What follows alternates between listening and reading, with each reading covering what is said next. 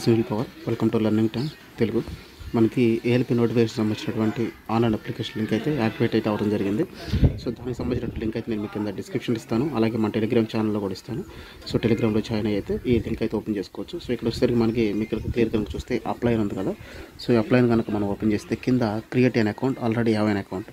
So create an account అంటే create an account open చేసి మనం దీనికి సంబంధించిన డేటాకు సంబంధించినటువంటి క్లిక్ చేసి మనం డేటా మొత్తం కూడా ప్రొసీడ్ చేయాల్సి ఉంటుంది. సో ఇక్కడ మన డీటెయిల్స్ అన్నీ కూడా దీంట్లో ఇచ్చి మనం క్రియేట్ అకౌంట్ అయితే క్రియేట్ చేసుకోవాల్సి ఉంటుంది మొత్తం కూడా. అంటే ఇక్కడ మనకి ఆధార్ కార్డ్ నెంబరు, మనం ఏ బోర్డుకి అప్లై చేయబోతున్నాం, తర్వాత సరికి మన నేషనాలిటీ ఏంటి, డేట్ ఆఫ్ బర్త్ ఏంటి, సో తర్వాత మన జెండరు సంబంధించినటువంటి father name, mother name, Aadhaar verification, contact details, email ఇవన్నీ కూడా వర్కింగ్లో ఉన్నటువంటి ఆధార్ కార్డు అలాగే మొబైల్ నెంబరు, ఈమెయిల్ అన్నీ కూడా వర్కింగ్లో ఉన్నవి మనం ఎక్కడైతే డీటెయిల్స్ ఇవ్వాల్సి ఉంటుంది. ఇలా ఇచ్చి ఒక అకౌంట్ని అయితే మనం క్రియేట్ చేసుకోవాల్సి ఉంటుంది. సో దానికి సంబంధించిన డీటెయిల్స్ అయితే ఇవన్నీ అనమాట.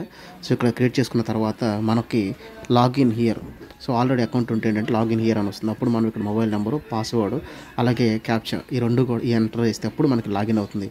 అప్పుడు మనం అప్లికేషన్ ప్రాసెస్ అయితే పూర్తి చేస్తుంది అనమాట. ముందుగా అయితే మనకి అంతకుముందుగా ఎలా అయితే ఏపీపీఎస్ వాళ్ళకి సంబంధించినటువంటి ఆల్రెడీ ఎలా అయితే క్రియేట్ చేసుకోవాలి, ఇక్కడ కూడా సేమ్ అదే ప్రాసెస్గా ముందైతే మనం క్రియేట్ అకౌంట్ అయితే మీరు రైల్వేకి సంబంధించినటువంటి ఇండియన్ రైల్వేకి సంబంధించినటువంటి ఒక అకౌంట్ని అయితే క్రియేట్ చేసుకోవాల్సి ఉంటుంది. సో ఇది ప్రాసెస్ సంబంధించింది చూసుకోండి. ముందుగా అయితే మీ దగ్గర ఆధార్ కార్డ్ నెంబర్ ఉండాలి, పాన్ కార్డ్ నెంబర్ ఉండాలి, అలాగే ఇది ఫిల్ చేయాలంటే మీ ఫాదర్ ఫుల్ నేమ్, కరెక్ట్ నేము, అలాగే మీ యొక్క డేట్ ఆఫ్ బర్త్, మీ యొక్క జెండరు, తర్వాత వచ్చేసరికి మదర్ని యొక్క ఫుల్ నేము, ఆధార్ కార్డ్ అయితే దీంట్లో మనం వెరిఫికేషన్ అయితే ముందుగా చేసుకోవాల్సి ఉంటుంది. తర్వాత వర్కింగ్లోని ఈమెయిల్ ఐడి, వర్కింగ్లోని మొబైల్ నెంబర్.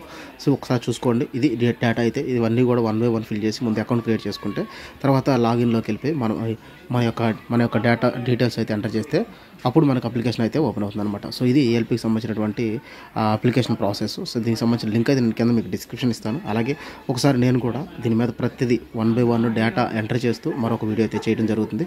సో ఇప్పటివరకు ఎవరైనా మన ఛానల్ కనుక సబ్స్క్రైబ్ చేసుకోకపోతే రెగ్యులర్ అప్డేట్స్ కోసం సబ్స్క్రైబ్ చేసుకుని మన ఛానల్ అయితే ఫాలో అవ్వండి. Thank you for watching.